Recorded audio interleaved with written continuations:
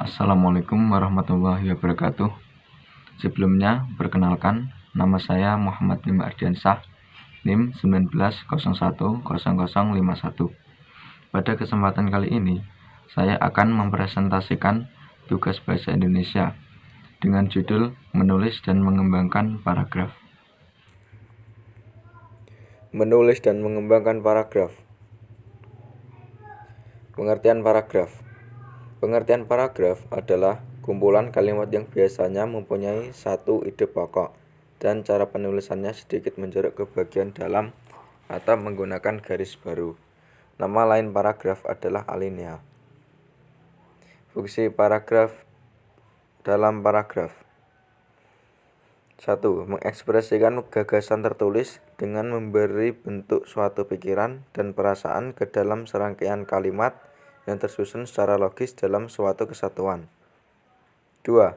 Menandai peralihan gagasan baru bagi karangan yang terdiri beberapa paragraf. Ganti paragraf berarti ganti pikiran. 3. Memudahkan pengorganisasian gagasan bagi penulis dan memudahkan pemahaman bagi pembacanya. 4.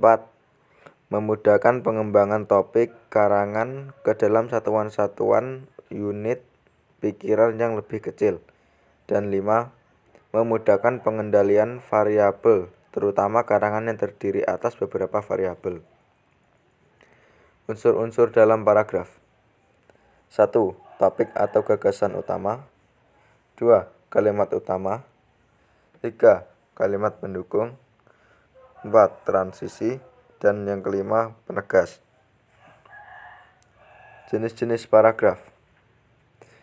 Jenis paragraf menurut letak gagasan utama. 1. Paragraf deduktif. 2. Paragraf induktif.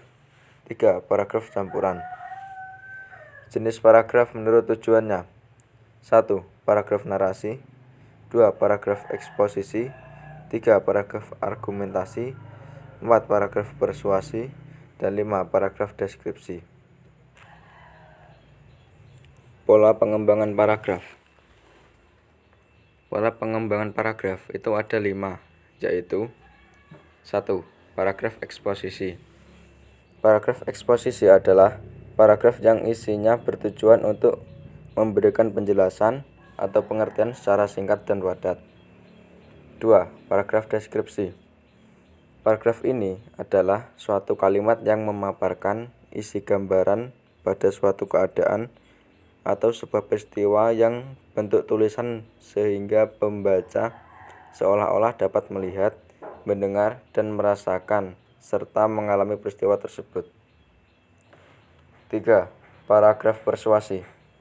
Paragraf persuasi adalah paragraf yang dimana isinya dapat mempengaruhi atau membujuk pembaca untuk tertarik dengan gagasan atau ajakan yang dibuat. 4. Paragraf argumentasi.